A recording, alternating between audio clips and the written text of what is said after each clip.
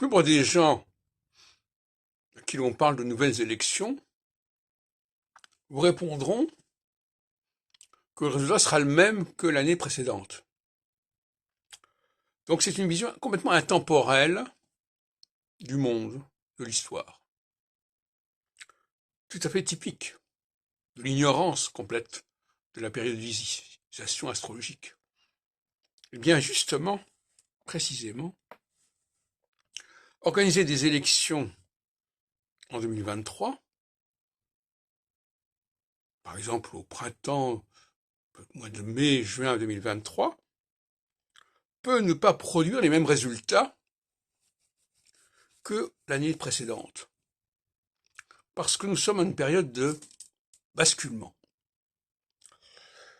et du passage de l'horizontalité à la verticalité. L'horizontalité, c'est ce qui s'est passé lors des dernières élections législatives. C'est-à-dire, chaque groupe existe par lui-même. Et le passage qui va se faire, qui est en train de se faire, à la phase de verticalité, et donc d'équinoxialité, peut modifier complètement la configuration. À condition, bien entendu, d'adopter un discours vertical, audacieux, risqué,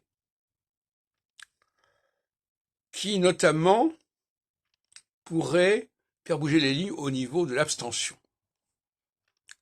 en faisant entrer davantage les femmes dans la dynamique électorale. Parce que pour moi, l'abstention, c'est certainement en grande partie féminin, parce qu'en phase solsticiale, les femmes ne sont pas aussi motivées qu'en phase équinoxiale, comme j'ai expliqué par ailleurs. La phase équinoxiale est une prime au chef, au mâle dominant, qui est conférée par les femmes, essentiellement. Parce que c'est celle qui va faire la différence. Donc il va y avoir un glissement au niveau de l'électorat, au niveau de l'abstention.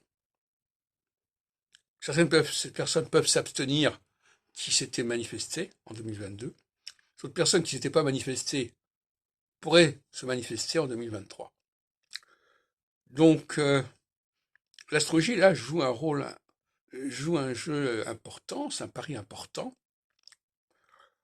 qui consiste à montrer, parce que quand même c'est fondamental, les gens n'ont toujours pas compris que les temps changeaient, que les temps pouvaient changer, et que la même interrogation à une époque X ne donnera pas les mêmes résultats qu'à une époque Y.